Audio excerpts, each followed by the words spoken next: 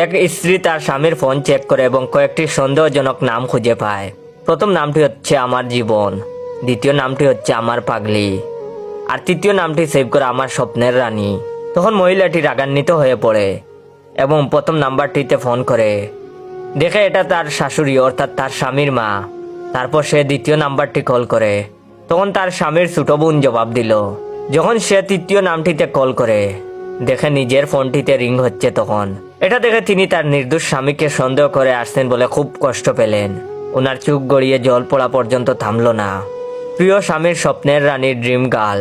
তারপর তিনি সিদ্ধান্ত নিলেন বেচারা স্বামীর প্রতি এমন আচরণের হিসেবে তিনি তার 1 মাসের বেতনের পুরো টাকাটা স্বামীর হাতে তুলে দেবেন।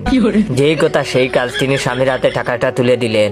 স্বামীও টাকাটা গ্রহণ করলেন এবং স্বামী সেই টাকা দিয়ে তার গার্লফ্রেন্ডকে একটা দামি উপহার কিনে দিলেন, যার নাম ওনার ফোনে সেভ করা ছিল গফুর ভাই রাজমিস্ত্রি।